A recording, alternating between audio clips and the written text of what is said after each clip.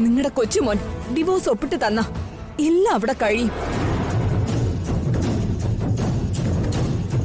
പിന്നെ എന്റെ ഭർത്താവിനെ കൊന്ന കേസ്, അതിലെന്ത് ചെയ്യണമെന്ന് ഈ ബന്ധം വേർപെടുത്തിയ ശേഷം ഞാൻ തീരുമാനിച്ചോളാം.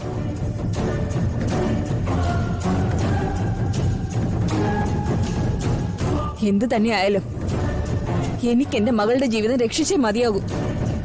അതെന്റെ കടമയാ. ദേവികയുടെ ജീവിതം രക്ഷപ്പെടണമെങ്കിൽ ഈ ബന്ധം വേർപെടുത്തണം. അതേ മാർഗമുള്ളൂ. ഞാൻ എന്തിനു നിർത്തണം? ഞാൻ ഇപ്പൊ എടുത്ത തീരുമാനം എനിക്ക് മുമ്പ് അച്ഛനാണ് എടുക്കേണ്ടിയിരുന്നത്. അച്ഛൻ അത് ചെയ്തില്ല. അതുകൊണ്ട് ഞാൻ മുന്നിട്ടിറങ്ങി. ഇനി ദേവികയും സിദ്ധാർത്ഥനും തമ്മിലുള്ള ബന്ധം വേർപെടുത്തിയിട്ടേ ഞാൻ അടങ്ങൂ.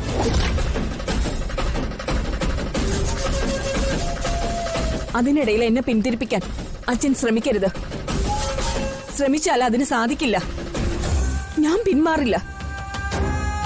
ശ്രീകലെ, ഇത്ര വേഗം ഡിവോഴ്സ് എന്ന തീരുമാനത്തിൽ എത്തണോ? ഇത് സിദ്ധുവിന്റെയും ദേവികയുടെയും ജീവിതമാ. എടുത്തു ചാടിയ ഒരു തീരുമാനത്തിൽ എത്തരുത്. ഒരിക്കലും ഇതൊരു എടുത്തുചാട്ടം അല്ല. വളരെ ആലോചിച്ച് ഞാൻ എടുത്ത തീരുമാനം തന്നെ ഇത്. ഞാനെന്നല്ല, എന്റെ സ്ഥാനത്ത് ഏതൊരു അമ്മയായാലും ഈ ഒരു തീരുമാനം തന്നെയാവും എടുക്കുക. അല്ല, ഞാനിവിടെ നിന്ന് പ്രസംഗിച്ചും വിശദീകരിച്ച് സമയം പാഴാക്കുന്നത് എന്തിനാ? നമുക്ക് കോടതിയിൽ കാണാം. ശ്രീകലെ, ഞാൻ പറയുന്നൊന്ന് കേക്ക്. എനിക്കൊന്നും കേക്കണ്ട.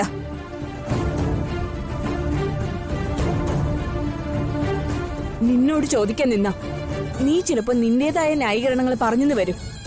അതുകൊണ്ടാ നിന്നെ അറിയിക്കാതെ ഞാനിത് ചെയ്തത്. ഇപ്പോ നിനക്കെല്ലാം മനസ്സിലായ സ്ഥിതിക്ക് കൂടുതലൊന്നും പറയേണ്ടതില്ലല്ലോ. എടുക്കാനുള്ളത് എന്താന്ന് വെച്ചാ എടുത്തിട്ട് വേഗം ഇറങ്ങ. നമുക്ക് പോവാം.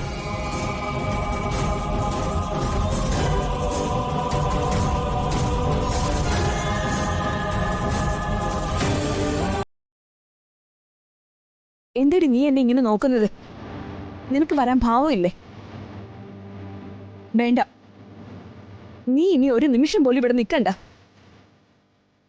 ഒന്നും എടുക്കുകയും വേണ്ട. ഈ നിമിഷം തന്നെ നീ എന്റെ ഒപ്പം വരണം. വഴി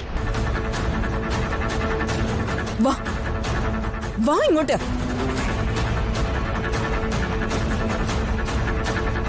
ശ്രീകലെ, വരാൻ വാ.